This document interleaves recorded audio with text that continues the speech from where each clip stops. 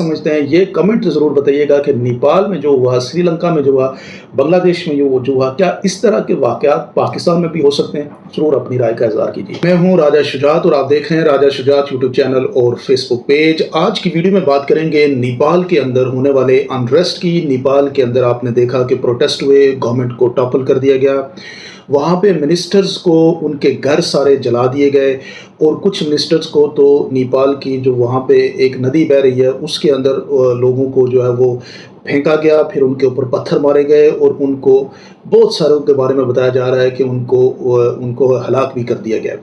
یہ سارا اگر آپ کیس اسٹڈی اس کو دیکھیں تو یہ بالکل اسی طرح کی صورتحال ہے جو اس وقت ساؤتھ ایشیا کے اندر ایک پولیٹیکل، آپ یوں کہہ سکتے ہیں کہ ایک انریسٹ جو ہے وہ لوگوں کے اندر ایک بوائلنگ پوائنٹ جو ہے نا، ایک لمٹ ہوتی ہے، تھریش ہولڈ پہ پہنچ چکا ہے۔ اگر ہم اس کو پہلے دیکھیں تو یہ سری لنکا سے سٹارٹ ہوا۔ سری لنکا میں اسی طریقے سے ایک پاک سے فیملی تھی جو سارے بھائی وہاں پہ گورنمنٹ کے اندر تھے، اور وہ سب کرپشن کر کے سری لنکا کو انہوں نے کیپچر کیا ہوا تھا۔ مطلب پوری سری لنکا کی اسٹیٹ کے اندر بھائیوں کی جو ایک گروپ تھا، اس گروپ نے پورا سری لنکا اپنے کیپچر میں لیا ہوا تھا۔ لوگوں نے ان کے اوپر پھر ایک آپ نے دیکھا ہوگا کہ غم و غصہ کیا، اور پھر سری لنکا کی گورنمنٹ ختم کر دی گئی، اور سری لنکا کے اندر ایک نیا جو سیٹ اپ ہے وہ ڈیولپ ہوا۔ اور اس کے بعد اگر آپ دیکھیں تو بنگلہ دیش کے اندر آپ نے دیکھا ہوگا کہ بالکل اسی طرح سے شیخ حسینہ واجد کا جو ایک اقتدار تھا جو 14-15 سال سے چل رہا تھا، اور لوگوں نے کیا کیا کہ وہ دیکھا کہ شیخ حسینہ واجد جو ہے وہ ظلم و ستم کر رہی ہیں، وہ لوگوں کو غصہ، لوگوں کو جو ہے وہ کیپچر کر کے لوگوں کے بیسک رائٹس کو قبضہ کر کے حکومت کرنا چاہ رہی ہیں، تو لوگوں نے وہاں پہ ریئیکشن کیا، ریٹیلیشن کیا، شیخ حسینہ واجد کی گورنمنٹ کو بھی ہٹا دیا گیا، اور آج آپ دیکھیں کہ بنگلہ دیش کے اندر ایک نئی گورنمنٹ ہے۔ ایگزیکٹلی اسی طرح سے یہاں پہ نیپال کے اندر پچھلے کوئی 5-6 ماہ کے اندر، اور یہ کہا جاتا ہے کہ پچھلے 1-1.5 سال سے ایک نوجوان جسے آپ جین زی کہتے ہیں، یہ جو آپ کے 20 سے 25 سال کے نوجوان ہیں، ان نوجوانوں نے وہاں پہ یہ کوشچن اٹھانا شروع کر دیے کہ نیپال کے اندر جو ہے وہ انٹرنچ غربت ہے۔ اگر آپ نیپال گئے ہوں تو نیپال کا صرف کھٹمنڈو شہر کو چھوڑ کے ایک خوبصورت ملک ہے جس میں ہمالیاز ہیں، ماؤنٹ ایوریسٹ ہے، خوبصورت ملک ہے، کھٹمنڈو شہر کو چھوڑ کے باقی سارے نیپال کو اگر آپ دیکھیں تو بہت ہی جسے انڈر ڈیولپ ہے، سڑکیں نہیں بنی ہوئی، کچے علاقے ہیں، کوئی وہاں پہ بیسک زندگی بھی ابھی اس طریقے سے شروع نہیں ہو سکی۔ تو نیپالیوں نے اس کے اوپر جو ہے وہ چھوٹی جو نئی نسل ہے جو 20 سے 25 سال کی ہے، ان نوجوانوں نے اس کے اوپر کوشچن شروع کر دیے سوشل میڈیا کے اندر، اس میں وہ جو کہتے ہیں وائرل ٹویٹس کرنے شروع کر دیے، اور سوشل میڈیا میں میمز بنی، ریلز بنی، اور ایک جسے پورے ملک کے اندر ایک مومنٹم کریٹ ہو گیا کہ نوجوان یہ کہتے ہیں کہ جناب نیپال کے اندر آپ کرپشن کو ختم کریں۔ ہوا یہ کہ نیپالی گورنمنٹ نے جس طرح سے پاکستان میں ہوتا ہے کہ جناب آپ لوگوں کو روک دیں، ان کی جو ہے وہ ان کو ڈرائیں یا ان کے اوپر سختی لے کے آئیں یا ان کو سزائیں دیں، اسی طریقے سے نیپال کے اندر بھی سوشل میڈیا کریک ڈاؤن شروع ہوا۔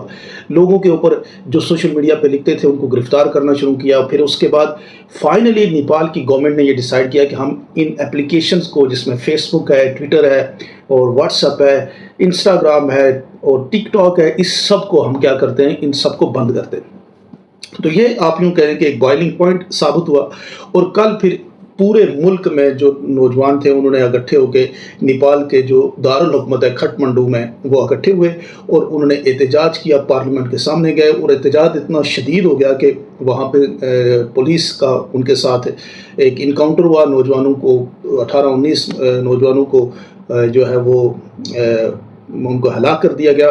تو یہ پروٹیسٹ اتنا وائبرنٹ ہو گیا کہ پھر آپ نے دیکھا کہ نیپال کی جو یہ سارے پروٹیسٹر تھے نیپال کی پارلیمنٹ میں گئے، وہاں سے پرائم منسٹر تو فلائی کر گئے، لیکن کچھ لوگوں کو انہوں نے پکڑ کے پھر انہوں نے زد و کوب کیا، کچھ کو مارا، کچھ کو اس ندی میں پھینک دیا۔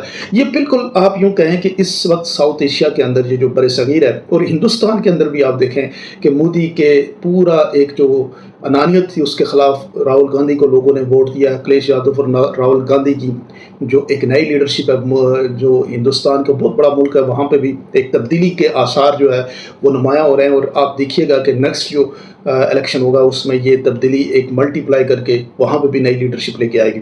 अब पाकिस्तान में भी आपने देखा होगा कि पाकिस्तानी नौजवानों ने पाकिस्तान के अंदर ये जो इलेक्शन हुआ था, ये इलेक्शन जेन ज़ी ने लड़ा था। ये इलेक्शन कोई सीनियर लोगों ने पीटीआई के लिए नहीं लड़ा था। ये बिल्कुल छोटे नौजवान थे।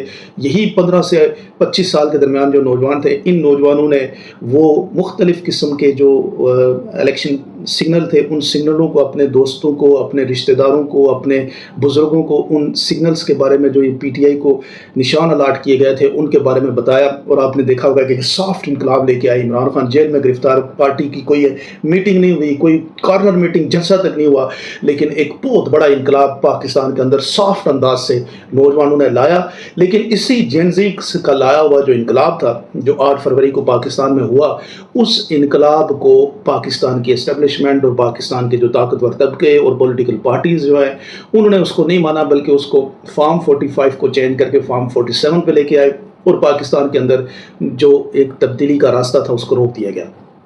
अब आप देखिएगा कि ये जो आप उसके बाद आप अभी तक आप देख रहे हैं कि तकरीबन 15-20 हज़ार लोगों को गिरफ़्तार कर दिया गया। इमरान खान को सज़ाएँ सुनाई गई। मतलब आपके सामने ही है कि तरह तरह की सज़ाएँ इमरान खान की जो अदालत जो है वो जेल के अंदर ही लगती है। सब कुछ वही किया जो एक जुल्म और ज़्यादती की हिंसा होती है। नए जो पैटर्न्स जो है ना वो सेट कर दिए इन्होंने ज़्यादती के। अब क्या है कि ये सारी चीज़ें बॉयल कर रही हैं।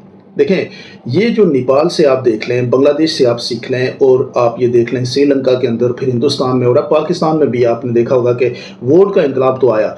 तो हमारे आज भी मेरी ये गुजारिश होगी पाकिस्तान के जो समझने वाले लोग हैं कि उनको कि पाकिस्तान को इस लेवल पे ना लेके जाएं कि जहाँ पे इस तरह के सीन्स क्रिएट किए जा सके, जहाँ पे इतना ज़्यादती जुल्म किया जाए और फिर उसके बाद चीज़ों को टपल किया जाए। क्योंकि पाकिस्तान के लोग जो है वो ज़्यादा फ्रस्ट्रेटेड भी हैं, ज़्यादा बहादुर भी हैं, ज़्यादा जो है वो आप यूँ कह सकते हैं कि वो रिएक्शन भी करेंगे।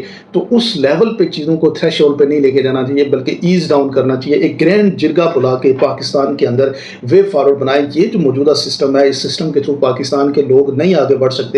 पाकिस्तान के अंदर भी लोगों के दिलों में इसी तरह के जज्बात हैं, जिन जज्बात को एक थ्रेश का लेवल है, उन्होंने वो तो एक जगह पे इलेक्शन में वो निकाला, लेकिन अगर आप इसको कंटिन्यू करेंगे तो फिर फाइनली फिर यही इसी तरह के आप देखेंगे कि जो सीन्स हैं वो आपको नज़र आएंगे। और इन सीन्स को आने से पहले प्रीएम्प्ट करना चाहिए।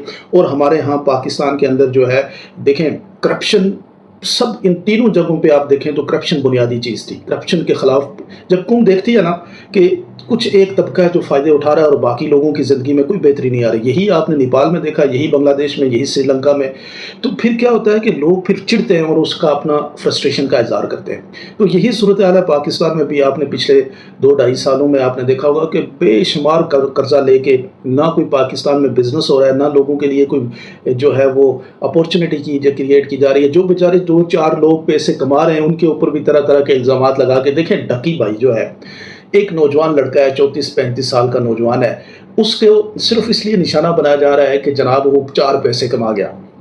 वो क्यों अपने आप को शो ऑफ कर रहा है? वो यानी आप करोड़ों नौजवानों में से एक नौजवान को सिंगल आउट करके उसको आप सिखाएं, उसको आप बताएं। चलें किसी चीज़ पे आपको एतराज़ है, उसको बताएं कि बच्चा ये आप जो कर रहे हैं ये ठीक नहीं है। ये अक्स बैट हो गया। ये आप पाकिस्तान के PSL के जो मैचेस हुए वहाँ पे चले हैं इनके एडवर्टाइजमेंट। एक्स बैट जो है वो भी तो जुआ है ना, वो पाकिस्तान का जो है ना आप जो PSL के अंदर आप चला रहे हैं। तो इसी तरीके से और बेशुमार चीज़ें हैं जो पाकिस्तान में इस तरह की चली हैं, जो PSL में जो कोई लोगों के लिए बेहतर नहीं थी। लेकिन आप एक नौजवान को निशाने इबरत, फिर दूसरे को, तीसरे को, लोगों के पास अपॉर्चुनिटी क्या है? नौकरी आप देते नहीं है, जॉब्स की कोई मौके नहीं है। 4 लड़के, इनको थोड़ा सा एथिक्स ये सिखा लें कि सोसाइटी के अंदर वो काम ना करें। मतलब डकी से एतराज़ भी है, ये नहीं है कि डकी जो गालियाँ उसने एक सिस्टम चलाया था जो वो शुरू में अपने यूट्यूब में, तो वो चीज़ें नहीं होनी चाहिए। आप अच्छे तरीके से सोशल वर्क करके कोई अपनी पेनफुल स्टोरी को मार्केट में रख के आप अगर सक्सेस लेते हैं तो वो नौजवान पाकिस्तान में दूसरा करें क्या? अपॉर्चुनिटीज़ आपके लिए बंद कर रहे हैं। सियासी तौर पे जो वो फैसला करते हैं उस फैसले को आप रोक देते हैं। तो इसका क्या होगा कि ये एक लेवल पे पहुंचेगा, थ्रेशोल्ड पे पहुंचेगा, और उसका फिर आउटबर्स्ट जो है वो आप देख रहे हैं श्रीलंका, बांग्लादेश और नेपाल की तरह आपको नज़र आएगा। मैं ये समझता हूँ कि इस वक्त भी मौका है कि पाकिस्तान के बड़े लोगों को बैठ के ग्रैंड जिरगा बनाना चाहिए। ये गुस्से और अनानियत से मुल्क नहीं चलते। मुल्क चलते हैं آپس میں بات چیت کرنے سے، اور بات چیت کیا ہے کہ پاکستان کو آئین اور قانون کے مطابق چلائیں۔ پاکستان میں جو چیزیں آئین اور قانون کے خلاف ہوئی ہیں ان کو ریورس کر دیں، اگر ریورس نہیں ہوتی تو ایک نیا صاف اور شفاف الیکشن کی بنیاد رکھیں۔ الیکشن ایک دفعہ صاف کرا کے پاکستان کی اس قیادت کو، جو پاکستان کی عوام جس کو چنتی ہے، اس کو آگے آنے دیں، اور اس کے ساتھ مل کے پاکستان کے مسائل کے اوپر، پاکستان میں غربت کے خاتمے کے لیے، روزگار کی مواقع فراہم کرنے کے لیے ایفرٹ کرنی چاہیے۔ آپ لوگ کیا سمجھتے ہیں ضرور بتائیے گا، اور آپ کیا سمجھتے ہیں یہ کمنٹ ضرور بتائیے گا کہ نیپال میں جو ہوا، سری لنکا میں جو ہوا، بنگلہ دیش میں جو ہوا، کیا اس طرح کے واقعات پاکستان میں بھی ہو سکتے ہیں؟ ضرور اپنی رائے کا اظہار کیجیے۔